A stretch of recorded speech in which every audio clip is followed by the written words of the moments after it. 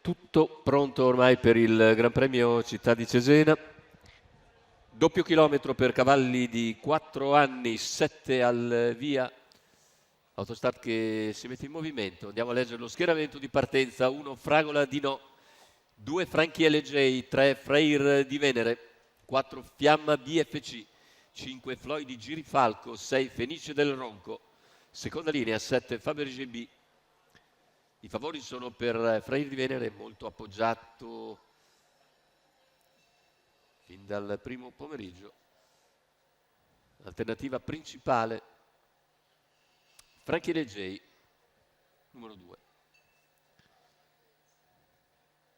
Partono discosti Fiamma BFC e Fenice del Ronco. E c'è subito l'errore di Franchi LJ.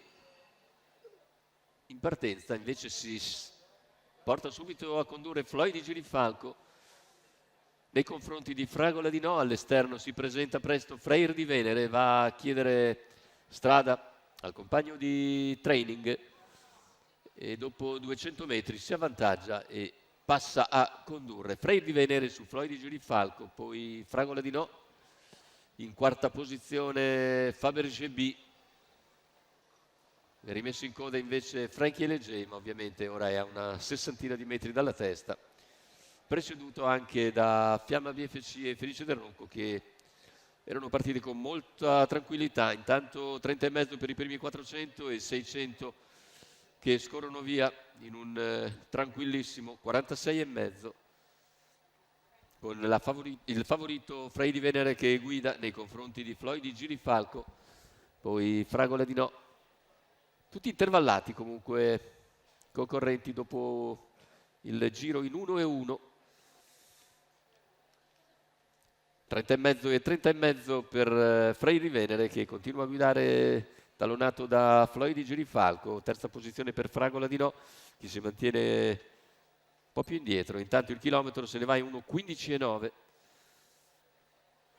Freir di Venere, Floyd di Girifalco, Fragola di No, ancora Fabergé B, quindi Fiamma BFC, Fenice del Ronco e Franchi LJ, tutti in fila indiana quando manca un giro alla conclusione. 14,1 però il parziale per Freir di Venere, che ha sempre in schiena Floyd di Girifalco, poi Fragola di No. Siamo a 600 dalla conclusione. 14,5 questo paletto per Freir di Venere, che continua a guidare sul Floyd di Girifalco. Fragola di No che prova ad avvicinarsi a 450 dalla conclusione. In vantaggio è sempre Freir di Venere su Floyd di Girifalco. Fragola di No che si avvicina. Fragola di No va all'esterno di Floyd di Girifalco e tenta di avvicinare anche Freir di Venere.